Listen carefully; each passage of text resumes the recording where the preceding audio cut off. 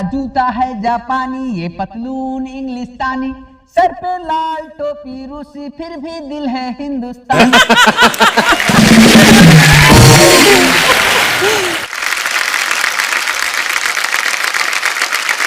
तो नमस्कार प्रणाम, आप सबका सुहागरात है इस गरीब कॉमेडी के शौच में।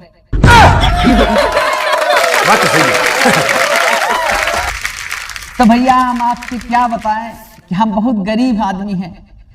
ये समझ लो इतने गरीब हैं कि धरती पे मूत कर गुजारा करते हैं और नमक मोल का खाते हैं। क्या जोक मारा भाई। और भैया आजकल की तो आधी आबादी इस वजह से बढ़ गई है कि अब की बार पक्का लड़का ही होगा। तो भैया मैं अपने घर का एक नंबर का निकम्मा और नालायक लड़का हूं।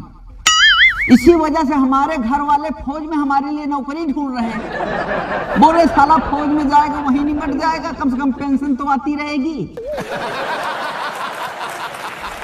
भैया मैं नालायक इतना हूं कि अपने गर्लफ्रेंड का नंबर मौसी के नाम से सेव कर रखा। दोस्तों एक दिन यार मैंने को पता ही नहीं था, मैंने मौसी के नंबर पर डायल कर दिया और बोला हेलो जानू कैसी हो। तब से कसम से कह रहा हूं हमारे मौसिया के 15 कॉल आ चुकी है।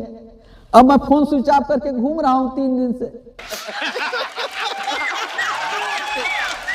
अच्छा भैया शादीशुदा आदमी हमेशा अपनी बीवी को मनाता है, लेकिन अगर वहीं पर भैया पति रूठ जाए ना तो बीवी बस यही कहती है मिल गई होगी कोई दूसरी चुड़ैल। तो भैया मैं आपसे क्या बताऊं यार, मेरी बिना एक गर्लफ्रेंड बन गई, मेरी भी सीटिंग बढ़ गई और उसको क्या बोलते हैं डांटे। हाँ डेट पर गया।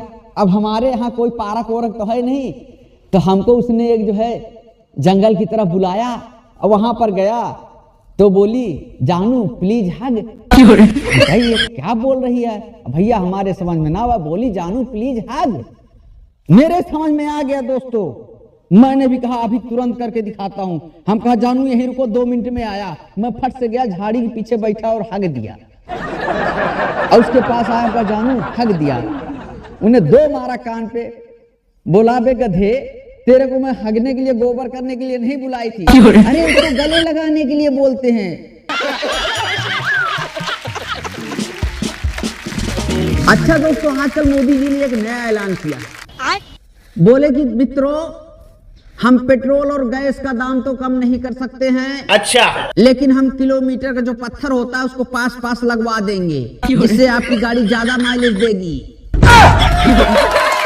क्या सोच है रे तेरी, मानना पड़ेगा। आजकल हमने एक बात बड़े गौर से नोटिस करी है कि लड़कियों को धोखा तो उनका बॉयफ्रेंड भी इतना नहीं दिया होगा जितना वो गोरा करने वाली क्रीम ने दे दिया है। खैर हमें क्या, हमें कौन सा गोरा होना है। भैया पहले की महिलाएं ही अच्छी थी जो पति को परमेश्वर मानती थी, और आजकल की महिलाएं तो सीधा परमेश्वर से मिला देती हैं। भैया मेरी फ्रेंड नीट की तैयारी कर रही थी और मैं नीट कर रहा था। वो डॉक्टर बन गई, मैं मरीज बन गया। मतलब ये कि उसका पेपर लीक हो गया और मेरा फेफड़ा लीक हो गया।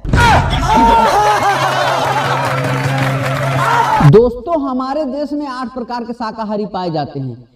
एक होते हैं शुद्ध शाकाहारी, एक होते हैं अंडा तो खा लेते हैं लेकिन चिकन नहीं खाते। नंबर 3 अंडे वाला केक खा लेंगे लेकिन आमलेट नहीं खाएंगे। अच्छा। नंबर 4 तरी खा लेते हैं लेकिन पीस नहीं खाते हैं। नंबर 5 बाहर जाकर खा लेते हैं लेकिन घर पर नहीं खाएंगे। और नंबर 6 जब पीते हैं तब खा लेते हैं, जब नहीं पीते हैं तो नहीं खाते हैं। और नंबर 7 जब कोई जबरदस्ती करे तो खा लेते हैं, नहीं तो वो शुद्ध शाकाहारी बने रहते हैं।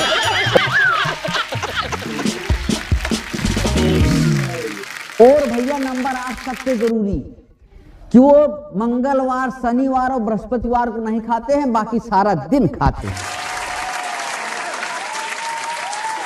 अच्छा दोस्तों आजकल हर कोई दुखी है, सिंगल है जब भी दुखी है, रिलेशनशिप में है जब भी दुखी है, शादीशुदा है जब भी दुखी है। मैं सोच रहा हूं जब सारे दुखी है तो ये साला मजे कौन ले रहा है। लेकिन भैया हमारी तो किस्मत ही इतनी खराब है कि मैं अभी कल गाय को रोटी देने गया था, उसने ही मेरे को खींच के लात मार दी। अच्छा भैया आजकल शादी में एक चीज देखने को मिलती है कि औरतें और लड़कियां इतना मेकअप कर लेंगी, इतना मेकअप कर लेंगी कि मुंह तो उनका ऑस्ट्रेलिया लगता है। अच्छा, मुंह उनका ऑस्ट्रेलिया लगेगा लेकिन हाथ पैर जो है ना पूरा अफ्रीका वाला लगता है। शादी से याद आया, मैं सोच रहा हूं कि यार लव मैरिज तो मैं भी कर लूं, लेकिन सोचता हूं कि कल को बच्चे होंगे तो कहेंगे साला पापा लौंडिया बास। दोस्तों मैं अपनी गर्लफ्रेंड से इतना प्यार करता था, इतना मोहब्बत करता था कि वो जब भी मेरे को मिस कॉल मारती थी तुरंत कॉल करता था, जब भी मैसेज करती थी मैं तुरंत रिप्लाई करता था। भाई साहब उसका मैसेज की रिप्लाई तो मूतते वक्त मुंह रोक के भी करता था। लेकिन फिर भी दोस्तों मेरी अंगूठी रस्म, शादी रस्म ये तो हुई नहीं, साला पथरी और हो गई है।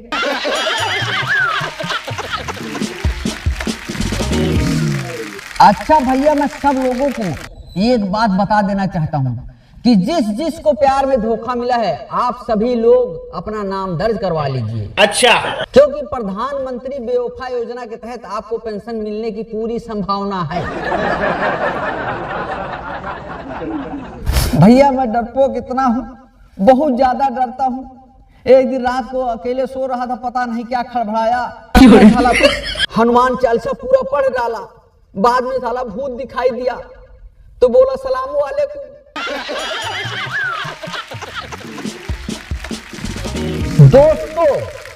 दोस्तों अगर किसी का ब्रेकअप हो जाए तो टेंशन लेने की जरूरत नहीं है, बिल्कुल नहीं है, क्योंकि भैया हनुमान चालीसा में भी लिखा है कि छूट ही बंदी महासुख होई। भैया आमिर खान ने एक गाना निकाला था कि मैं सेहरा बांध के आऊंगा ये मेरा वादा है, पर उन्होंने ये नहीं बताया था मैं सेहरा कितनी बार बांध के आऊंगा।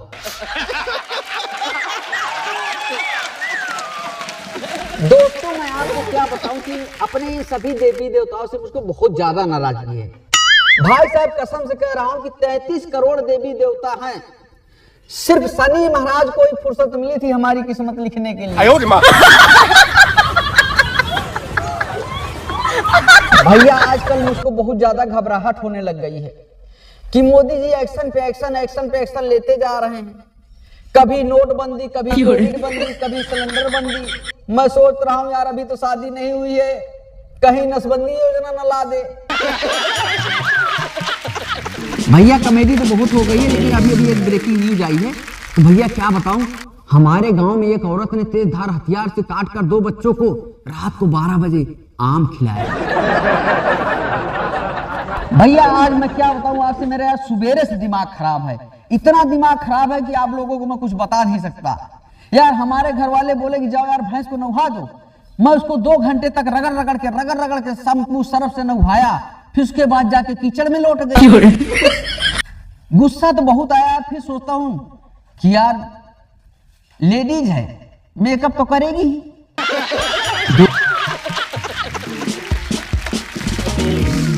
दोस्तों मैं आपको आज एक अपनी राज की बात बता देता हूं कि यार हमारे गांव में कोई सेटिंग वोटिंग नहीं थी, फिर फाइनली एक अंधी लड़की ने मुझको मौका दिया, उसके पास गया, लेकिन जैसे मैं उसके पास गया उसने मेरे को रिजेक्ट कर दिया।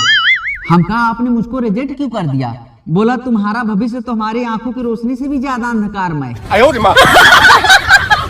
दोस्तों जैसे तैसे सोच सिफारिश लगा के मौसिया ने ननियौड़े फुफुऔड़े से अपना सोच सिफारिश लगा के हम कहा किसी तरह हमारा भी टाका फिट हो जाए, शादी हो जाए। एक जगह से लड़की वाले आए तो हमारे घर वालों ने आज 2 किलो सोने की मांग कर दी कि 2 किलो सोना दहेज में लगेगा। अब लड़की वाले तुरंत ही मना कर दिए, बोला भाई साहब जैसे आपके लड़के की शक्ल है ना उसको देखकर हम 2 किलो लोहा भी ना दे। अच्छा दोस्तों मैं आज आपको एक हरियाणवी ताऊ की बात बताता हूँ।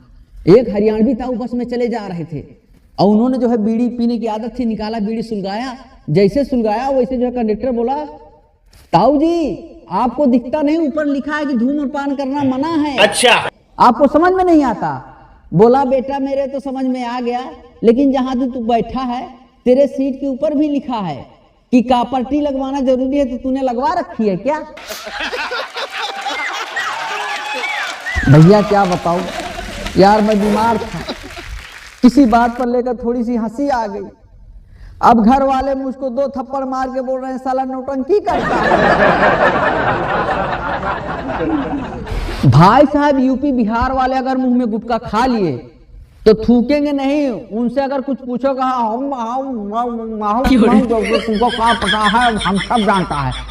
लेकिन गलती से भाई साहब अगर वो गुटखा खा के थूकने चला गया तो समझ लो कि बहुत ही ज्ञान की बात बताने वाला है।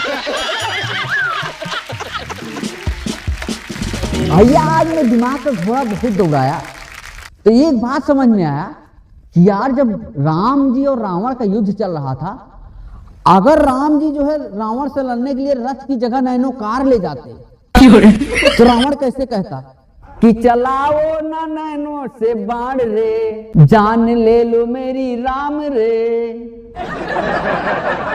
भैया अभी अभी स्कूल खुला तो पहला ही टेस्ट हुआ और रिजल्ट आने वाला था हमारा 12 बजे। अच्छा, लेकिन हमारे पिताजी 11 बजे ही मुझको कूटने लग गए। आपका पिताजी क्यों मार रहे हो? कहे नालायक, हमें पता है तू फेल तो हो जाएगा, मुझको कहीं जाना है इसलिए पहले कूट के जा रहा हूं। दोस्तों मैंने रिचाका भिड़ाया दिल्ली वाली से। भाई साहब वो पढ़ी लिखी, मैं गंवार, लेकिन अपना पोजीशन बना के चश्मा उश्मा लगा के उसके आगे पीछे घूमता था। एक दिन उसने मुझे मिलने के लिए दिल्ली बुलाया। हम कहा चलो, मैं नहाया धोया सवेरे कोट पैंट टाई लगा के पहुंचा। वो मुझको घुमाने ले गई। वो भाई साहब गई कुतुब मीनार के पास। अब मुझसे पूछ रहे हैं ये क्या है। अब मेरे समझ में नहीं आया, मैंने भाई साहब भट्ठा बोल दिया। उसने कहा ब्रेकअप। भैया मैंने स्कूल से 15 दिन की छुट्टी ली थी कि हमारी दादी मर गई। अब आज जो है छुट्टी खत्म हो गई तो सच में हमारी दादी मर गई। अब न छुट्टी बची है न दादी बची है। दोस्तों आज आपको एक बात बता देना चाहता हूं कि भाई साहब ट्रंप और पुतिन अपने पूरे कार्यकाल में विदेशों के 5 दौरे नहीं किए होंगे, लेकिन हमारे देश के शक्तिमान पूरी धरती के कम से कम नहीं तो 100 चक्कर काट दिए होंगे। दोस्तों काफी दिन से सोच विचार में पड़ा हूं और मैंने ये खोज कर डाला। मैंने सोचा कि क्यों ना अपने दोस्तों से शेयर कर दी जाए। तो दरअसल बात यह है कि यार देखो भैया, अगर हम एक दिन जूता पहन लेते साला पैर गोरा हो जाता। अच्छा, लेकिन साला बचपन से चड्डी पहन रहे हैं, उसका अभी तक कोई रिजल्ट नहीं आया। दोस्तों एक दिन यमराज भैंसे पर बैठकर मुझे लेने आ गए। अब मैंने यमराज को देखा, आनंद फानन में मैं उनके भैंसे को पकड़ ले गया, भैंस के तबेले में डाल दिया। अब मेरी सारी भैंस गाभन हो गई। अब यमराज जो है फंस गए यहाँ। अब आप कहोगे यमराज कैसे फंस गए? तो उनका भैंसा जो है जाने का नाम ही नहीं ले रहा है। अच्छा, कह रहा है महाराज यहाँ से अच्छी सुविधा तो स्वर्ग में भी नहीं है। थैंक यू दोस्तों आपको हमारी ये वीडियो कैसी लगी? अगर हमारी वीडियो आप लोगों को अच्छी लगी हो तो वीडियो को लाइक करें, कमेंट करें और ज्यादा से ज्यादा शेयर करें। दोस्तों बहुत मेहनत से वीडियो बनाते हैं, आपका 1 सेकंड लगता है, एक इमोजी दे देना। अगर यहाँ तक आप वीडियो देख ही लिए हो तो एक इमोजी देना, हमें दोस्तों बहुत सपोर्ट मिलता है। और जो हमारे चैनल पर नए हैं प्लीज आप लोग हमारे चैनल को सब्सक्राइब कर लीजिए और हम ऐसे ही कॉमेडी वीडियो लेकर आपके लिए लाते रहेंगे। तब तक के लिए जय हिंद, राधे राधे।